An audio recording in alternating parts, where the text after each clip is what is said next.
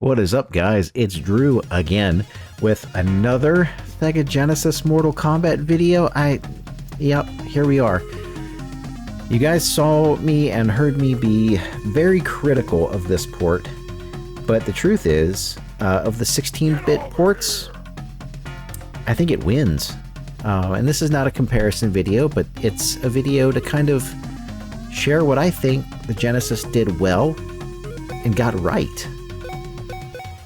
So let's start in the cheat menu here. We're going to pause. You get the fighters on either side. You get the plan base, which I think there's several plans for each fighter, and you can randomize it or pick whichever battle plan you want. You can choose which test your might you start on. If you're playing by yourself, you can have as many or as few matches between chops that you want. You can turn it off entirely. Cameos, and the different flags. I am not sure all of the flags. I didn't actually research it, and maybe I'll put it in the comments or something. But the first couple flags are, I believe, player 1, player 2 power. They'll start with no power in each round. One of the flags guarantees a reptile fight. One of the flags replaces the pit shadow in the background with, I think, like BYC or something like that. And then flag 7, interestingly enough, is the palace gates. You play at the palace gates, and that's literally where you play. When I tried this, I noticed that the difficulty was ramped up a little bit as well. So I wonder if they used that as some kind of general debugging thing, and maybe they really liked the soundtrack, Mandela effect and all. What's really neat, though, is we'll go on and we'll see when you turn the blood off in here, it changes the Mortal Kombat text at the top. I never noticed that before. So, and what's really interesting, I think, is that you don't actually have to enter the blood code at the beginning if you enter Dullard here at the menu screen, because you can just turn the blood on from here. One of the things I feel like the Sega Genesis really did a great job with was the soundtrack. Even though the stages don't match up, they still fit, and we'll get into that. The character select screen is amazing in this game. I feel like they did such a good job, better job than the Super Nintendo port, although it is not a comparison video. And the stages here, you know, as limited as the Sega Genesis is with its colors. Sprites were limited to 15 colors apiece, I believe, and 63 on-screen colors, with, I think, transparency being the 64th color, quote-unquote. And this is very vibrant looking. Is it as vibrant as the arcade? Well, no, but it's not arcade hardware. Arcade hardware is made specifically for a certain type of game, and it has much more robust abilities because it's made to take your quarters, and a lot of them, and they do a very good job of that. But the stage here, very well done. The music on that stage captures the Mortal Kombat theme ongoing very well. Now, the Palace Gates, what with the remix of the You Lost the Fight, insert coin to continue music. Ooh. That's a very well done pain grunt there, by the way. But this is another one. It fits. It just fits. I don't know why. It's not the same as the arcade. It's not the correct soundtrack, if you will. But it just captures... It captures the background so well. It captures everything in here so well. Putting what would be the Warrior Shrine music on this stage wouldn't fit. At least not after 30-something years of this port. And this is another one. It's like this would be the Palace Gates music, but I don't think it would fit if you put it in the Genesis port. I don't think it would fit. And there is the one sound that they actually ripped from the arcade. Which, to be honest, the Get Over Here, it's iconic throughout the Mortal Kombat series. And it's captured very well on the limitations of the Genesis. And despite the fact that Liu Kang is missing from this stage, no doubt due to graphical limitations, as I just got my butt kicked, the stage still looks great. Here we are back to the character select screen, going with some Raiden. They didn't capture the sound, but they did capture his idle stance lightning effect really, really well. And this is one where I talked about where the Genesis got this stage wrong as far as the playability, the gameplay goes. 95% of the Genesis gameplay is true to the arcade, I feel like, or at least as true to the arcade as a home port can get. The controls were responsive, and if you wanted a good fighting game, this was the one, right? Because, you know, not everybody had a PC to play the PC port, which I don't think came out with the rest of them. The Game Boy and the Game Gear, I mean, those are like 8-bit systems, maybe. And, you know, I don't know anybody that had an Amiga to play the Amiga port. So, but yeah, the gameplay on the Genesis version is outstanding. And in my opinion, the best of the home ports. Except the Test Your Might stage. Good lord. Test Your Might was tough in this game. I don't know why. Fight. This is another one. You know, the Genesis, you know, it wasn't made to do a lot of audio sampling like the SNES sound setup was. You know, it had the same sound chip in it, I believe, as some of the CPS boards. Is it the Motorola 68000, or is that the CPU? I can't remember. It escapes me. But for what this was, it captures it so well. And again, you know, despite the Weekend at Bernie's Shang Tsung in the back, this stage, the music fits. And again, you're limited to 64 colors, but it does such a good job. And I know that I'm going to draw all kinds of crap for this one. But the heads-up display, I think they got it right. I think they did it absolutely right. No, the life bars, or the names are not in the life bars. I know, get over it. And yes, the life bars are pretty slim. And for lack of trying to make a comparison video, the Super NES life bars, yes, they did have the names in the life bars, but they were thick, they were clunky looking, and if you jumped around the life bar, you would go in front of the life bar, but behind the nameplate because of layering issues on the SNES. Excellent. Speaking of stage music, this is the Game Over theme from the arcade. But Goro's lair here, shout out to Matt Furness, who despite the mismatched stages from the arcade, did an amazing job of matching the stages to the music anyway. Fight. And if you listen to the Courtyard theme, you will, if you also listen to the MK2 Pit 2, as well as the Wasteland stage, the theme is very similar.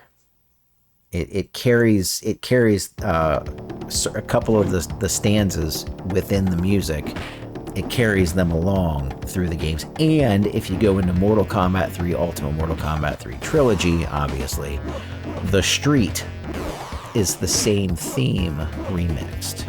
Sounds great there. And on the Sega Genesis, sounds amazing.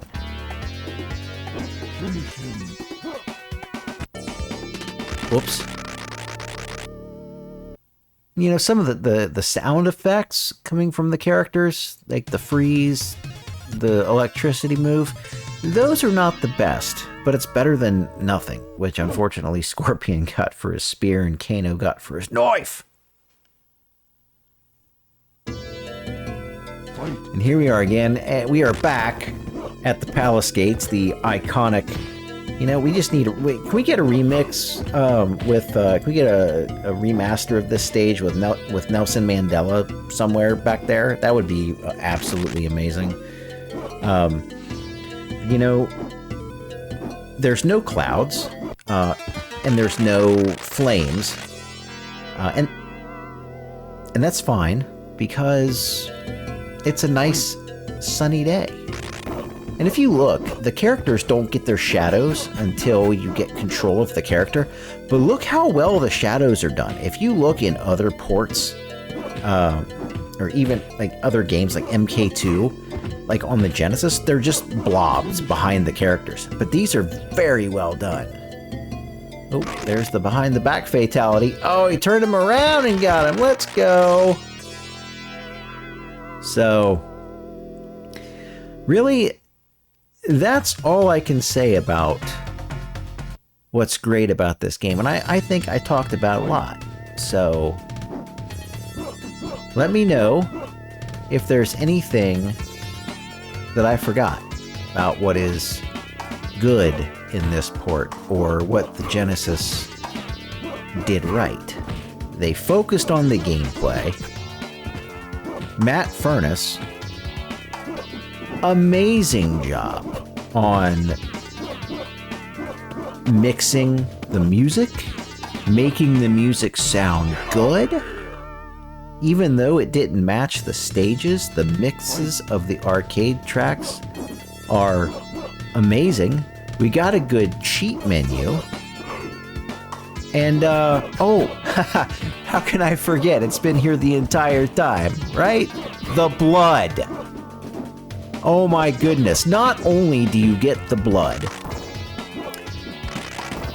you also get, as true to the arcade as you can get for a 16-bit console, right? You get true to the arcade fatalities. And not only do you get true to the arcade fatalities, you still get halfway decent finishers if you turn the blood off. And that's partially true because the Super Nintendo, I feel like, might have done the non-violent finishers a little bit better, but that's neither here nor there. We got blood in the Sega Genesis version. Look at that! Look at that glorious red viscous liquid popping out of the Thunder God? We'll take it. Absolutely we will. Now, the Sega Genesis was also fairly light on space. And, you know, we're nowhere near it right now, but it had graphics for the ending. Like, if you remember, like, Mortal Kombat 2, you just got, you know, the screen got a little bit darker after you beat Shao Kahn, and the text rolled on up, and you got the characters ending that way. And maybe I'll fast forward here, and we'll get to the end that way, so you guys can see that, or maybe just link you to another video. I don't know, but you got character bios that had, they weren't the same, right? You didn't get any. You got one frame out of the FMV from the arcade, and you know what? Speaking of the arcade, Raiden has his little jump punch exploit. That's pretty nice, right? But you had the endings that, you know, again, color limited and smaller than the arcade, obviously. but they were still there. So I feel like for all the compromises, and this may be the most important part, for all the compromises that were made on the Genesis, you know, the males had 2 audio clips, the grunt and the painful grunt. Sonya had 1 grunt and 1 pain grunt. The sound effects for the characters' projectiles were either very rudimentary or non-existent, right? Frames of animation were missing. Colors in the backgrounds of stages, interaction, like Shang turning his head in the throne room. Those kind of things were missing. We did get the blinking eyes in the background of Goro's lair there, as you can see. Liu Kang didn't get his unique voice. He didn't get the Bruce Lee sounding voice clips. So there were some things that were compromised on, partially out of necessity. Actually, pretty much all out of necessity. Because remember, there was only like a kilobyte left over or something like that. They used 98 or 99% of the available space on the 16 megabit cartridge. So I feel like for what they gave you, which was nearly impeccable gameplay, right? Only at slowdowns in a few select situations, as well as, you did also get all of the stages, even though some of them were a little stripped down. Future releases didn't get all the stages, right? But you got gameplay, and you got the endings of the characters, you got the bios, and they did what they could to give you the arcade experience, as close as you could get for the console that you had at home. And I think that might be the best thing about this game, was that they did their best to bring the arcade experience home to you. No, you didn't have all the frames of animation. You didn't have all the announcer stuff. But daggone it, you had controls, and you had endings worth watching, and endings worth playing for. And I feel like over 32 years, it's really held up well. And speaking of things that did not hold up very well, let's talk about my cartridge for a minute. What you saw here was the cartridge after I input my initials for my win streak. The cartridge also did a great job of reminding me that 30-something years in, things do fail, and you need to take care of your stuff.